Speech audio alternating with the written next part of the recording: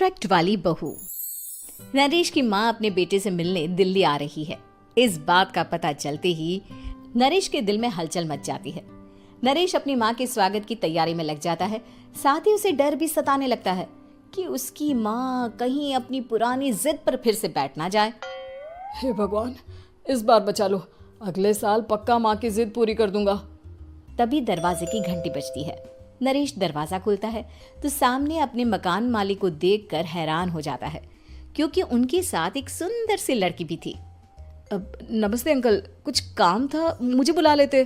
आपने क्यों कष्ट किया? अरे नहीं नहीं, इसमें कष्ट कैसा, मैं तो बस तुम्हें रीना से मिलवाने आया था। आज से रीना तुम्हारे साथ इसी फ्लैट में रहेगी। अंकल, कोई लड़का फ्लैटमेट नहीं है? एक अनजान लड़की के साथ रहना मेरे लिए थोड़ा अजीब होगा। देखो नरेश, मैं तुम्हें पहले भी बता चुका हूँ कि इस फ्लैट में तुम्हें किसी ना किसी के साथ एडजस्ट करना ही होगा, या फिर तुम अकेले पूरे फ्लैट का किराया दे दो, मैं किसी को नहीं रखूंगा। नरेश अपने मकान मालिक की बात सुन के रीना के साथ रहने के लिए तैयार हो जाता है, पर अंदर ही अंदर उसे ये बात खाने लगती है कि वो अपनी माँ को क्या जवाब देगा जब उसकी माँ रीना के बारे में उसे पूछेगी।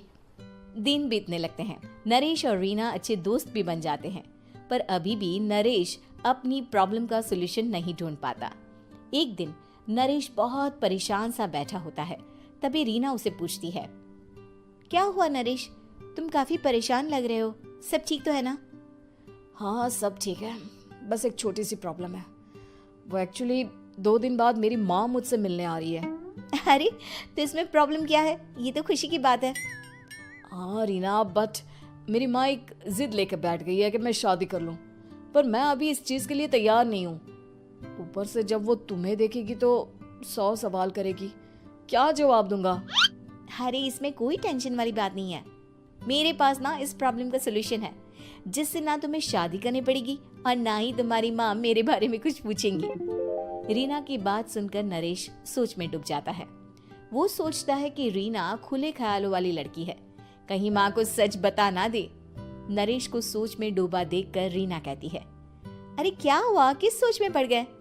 डोंट वरी, जैसा तुम सोच रहे हो ना वैसे कुछ भी नहीं है, मेरे पास एक प्लान है। मैं कुछ समझ नहीं पा रहा हूँ, कैसा प्लान? मैं समझाती हूँ। हम ना एक कॉन्ट्रैक्ट मैरिज कर लेते हैं। फिलहाल मेरे पास जॉब नहीं है, तो तुम इस रूम का किराया दे देना जब तक तुम्हारी माँ यहाँ रहेंगी, सिर्फ तब तक। और तुम अपनी माँ से कह देना कि मैं तुम्हारी पत्नी हूँ, इससे वो मेरे यहाँ रहने पर कोई सवाल भी नहीं करेंगी। अरे बात तुम्हारी ठीक है, पर माँ से झूठ बोलना, ना ना बाबा, मैं ये रिस्क नहीं ले सकता। कोई और आइडिया दो ना तुम। देखो मंजूर हो तो बोलो, वरना सच बता दो, मुझे कोई प्रॉब्लम नहीं है। रीना की बात सुनकर नरेश सोच में डूब जाता है। बहुत सोचने के बाद जब उसे कोई रास्ता नहीं मिलता तो वो रीना के बताए हुए रास्ते पर चलने के लिए तैयार हो जाता है। वो रीना से बात करता है और अपनी माँ की पसंद और नापसंद के बारे में बताता है। रीना भी नरेश की सभी बातों को ध्यान से सुनती है, ताकि कहीं उससे कोई गलती ना हो जाए।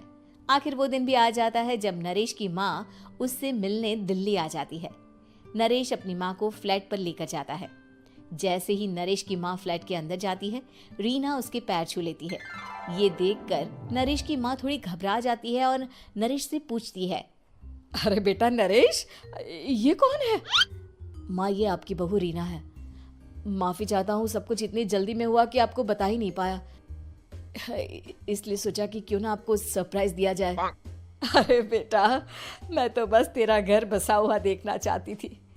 हाँ, बहुत अरमान थे अपनी इकलौते बेटी की शादी को लेकर, लेकिन कोई बात नहीं, शायद किस्मत को यही मंजूर होगा।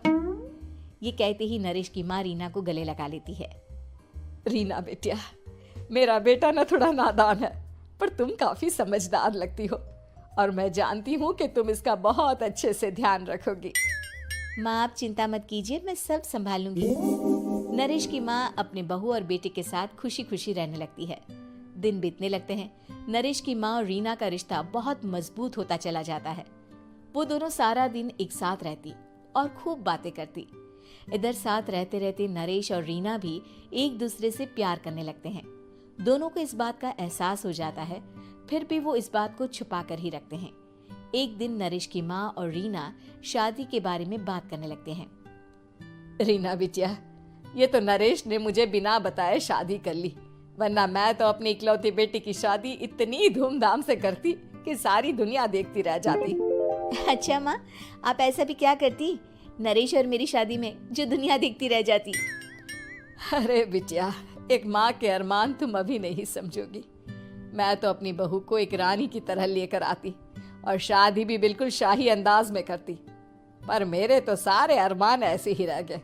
खैर, मुझे तो अपने बेटे और बहू की खुशी चाहिए बस। ये कहते हुए नरेश की माँ की आंखों में आंसू आ जाते हैं। रीना भी ये सुनकर ख्यालों में खो जाती है, क्योंकि वो भी मन ही मन खुद को नरेश की पत्नी और उसकी माँ की बहू मानने लगी थी। शाम को जब नरेश ऑफिस से घर आता है तो रीना खुद को रोक नहीं पाती और नरेश के सामने उसकी माँ को अपने और नरेश के रिश्ते का सारा सच बता देती है। रीना की बात सुनकर नरेश की माँ दोनों से बहुत नाराज हो जाती है और घर वापस जाने की बात करने लगती है। तुम दोनों ने मुझसे सच छुपाकर बहुत ठेस पहुंचाई है मुझे। अब तुम लोगों के साथ नहीं रहना चाहती मैं, कल ही वापस चली जाऊंगी अपने घर। माँ, मुझे माफ कर दो, ये सब मैंने रीना के कहने पर ही किया है, वरना मैं भी आपको कभी ठेस पहुंचाने के बारे में सोच भी नहीं सकता। हाँ माँ, हमने ये सिर्फ आपका दिल रखने के लिए किया, प्लीज हम दोनों को माफ कर दीजिए। तुम दोनों ने मेरे अरमानों के साथ खिलवाड़ किया है, और वैसे भी मुझे अपने बेटे के लिए एक अच्छी लड़की ढूंढनी है, इसलिए मेरा यहाँ से जाना ही बेहतर होगा। माँ की ये बात सुनकर रीना खुद को रोक नहीं पाती। माँ, क्या मैं आपके घर की बहू बनने लायक नहीं हूँ? रीना की बात सुनकर नरेश हैरान रह जाता है। नरेश की माँ भी कुछ समझ नहीं पाती। मैं कुछ समझी नहीं, आखिर तुम कहना क्या चाहती हो? माँ, मैं वो नरेश से बहुत प्यार करती हूँ और साथ ही साथ मैं आपको भी अपनी माँ मान बैठी हूँ। आज जब आपकी बातें सुनी तो खुद को रोक नहीं पाई, इसलिए सारा सच आपको बता दिया। रीना की बात सुनकर नरेश की माँ की आंखों में आंसू आ जाते हैं और वो अपने बेटे नरेश और रीना को गले लगा लेती है। मेरे घर की बहू तो सिर्फ रीना बिटिया ही बनेगी। मैं आज ही तुम दोनों की शादी की तारीख निकलवा दूंगी, बस एक बार तुम्हारे घर वाले मान जाए। उसी दिन रीना के माता पिता भी उनके फ्लैट पर आ जाते हैं। दोनों परिवार आपस में बैठकर बातें करते हैं और शादी के लिए राजी हो जाते हैं। रीना भी कॉन्ट्रैक्ट फाड़ देती है और कहती है, सही मायने में मैं अब बहू बनूंगी, अब तक तो सिर्फ कॉन्ट्रैक्ट वाली बहू थी।